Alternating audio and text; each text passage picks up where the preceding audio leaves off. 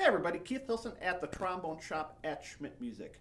We know how important Edwards has been in the high-end custom trombone community for years and years with this, and one of the flagships of the modern Edwards line is the T-396A Alessi model large bore tenor trombone. So we were very lucky to have one of these come in to the shop, and I knew I had to do a video with it right away here. So this is an instrument that was obviously designed with Mr. Joseph Alessi with the New York Symphony, and something that he obviously needed a lot of versatility with, because he is not only one of the world's premier orchestral trombonists, but also one of the world's premier solo trombonists as well. So he needed something that had a lot of versatility, flexibility in it that would fit into a lot of different settings.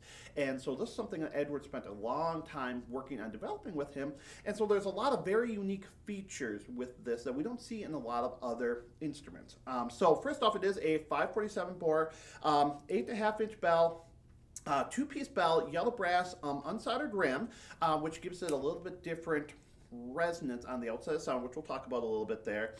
Interesting combination of the yellow brass bell with really gold brass, really pretty heavy gold brass on the tuning slides and on the F attachment tubing here. It does have the Rotax valve that I know Edwards has really been preferring with a lot of their horns for a rotary valve option.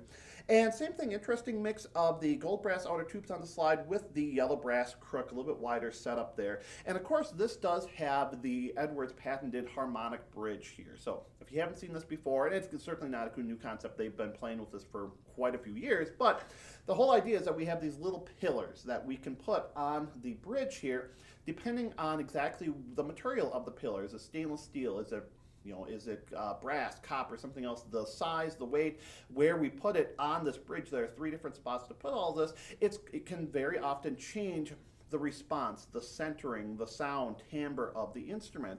We've talked about this before with the Getson 4147 IB Ian Belchfield model, and there they've got just the one harmonic pillar spot right here. With this, we've got the whole harmonic bridge, so it gives you even more options with all of that. So I want to take a play on this so you can hear this horn in action. I'm going to be playing all of this on a Bach 5G.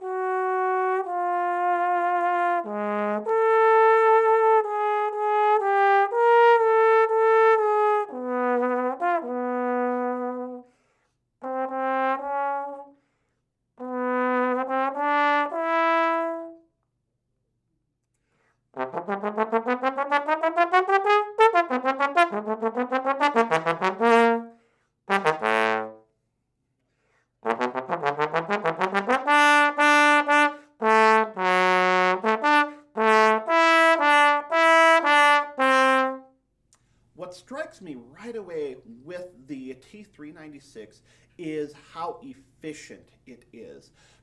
so often, so one of my primary horns is a box Stradivarius. I'm somebody who's used to using a fair amount of air and a fairly fast airstream. Even with my large bore tenors, it's moving a little bit faster. With this type of horn, what I found is I have to change my air approach.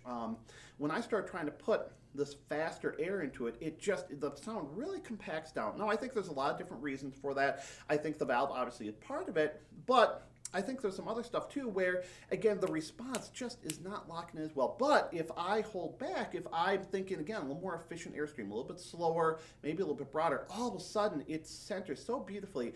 To me, it has such presence. It feels like the sound of the instrument starts like 5 or 10 feet out from the bell and just keeps carrying on from there. And it's got a really beautiful balance of point and weight on the beginning of the articulation. On the Rouse excerpts I was playing, it just floats. It's really, really nice.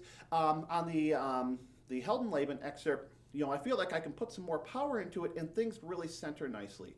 But again, it's a different approach. I have to change how I think about playing. When I do so, it works, but there's some certain things when I go to play certain times, the upper range, for example, sometimes compacted down a little bit.